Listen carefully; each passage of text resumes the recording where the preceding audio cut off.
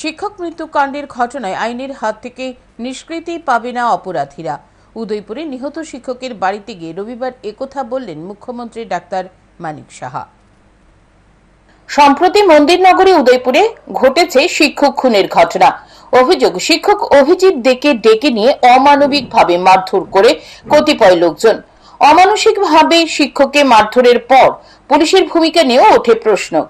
শিক্ষক মৃত্যুকাণ্ডের ঘটনায় পুলিশ মূল অভিযুক্তকে গ্রেপ্তার করেছে আম জনতার সাহায্যে। রবিবার খুন হওয়া শিক্ষক অভিজিৎ দের বাড়িতে যান মুখ্যমন্ত্রী ডাক্তার মানিক সাহা, সঙ্গে ছিলেন অর্থমন্ত্রী প্রণজিৎ সিংহ রায়, বিধায়ক অভিষেক দেবরায় সহ অন্যান্যরা। তারা মৃত শিক্ষকের পরিজনের সঙ্গে কথা বলেন, তাদের সমবেদনা জানান। পরে সাংবাদিকদের সঙ্গে কথা বলতে গিয়ে তিনি বলেন, এটা খুবই দুঃখজনক ঘটনা, এই ধরনের ঘটনা কাম্য নয়। তিনি জানান, যেদিন ঘটনার কথা শুনেছেন সেদিন সেভাবে পুলিশ প্রশাসনকে নির্দেশ দিয়েছেন। আইন অনুযায়ী যা করার সেভাবে যেন করা হয় সেই নির্দেশ দেওয়া হয়েছে। আইন আইনের পথে চলবে। তিনি বলেন, ভাবা যায় না এমন ঘটনাও হতে পারে। তদন্ত চলবে, যারা অপরাধী তাদের কোনোভাবে ছাড়া হবে না।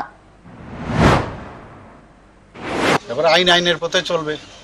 অত্যন্ত দুঃখজনক ঘটনা, এরকম ভাবা যায় না যে এরকমও ঘটনা হতে পারে, কিন্তু তদন্ত চলছে, আইন আইনের পথে চলবে।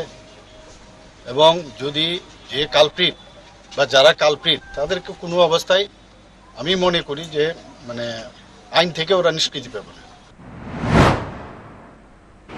মন্দির নগরীতে শিক্ষক খুনের ঘটনায় সর্বত্র নিন্দার ঝড় বইছে অপরাধীদের বিরুদ্ধে। তবে এখন দেখার প্রয়াত শিক্ষকের পরিবার সুবিচার পায় কিনা, নাকি বিচারের বাণী নীরবে নিভৃতে কাঁদে। Bureau report, news today.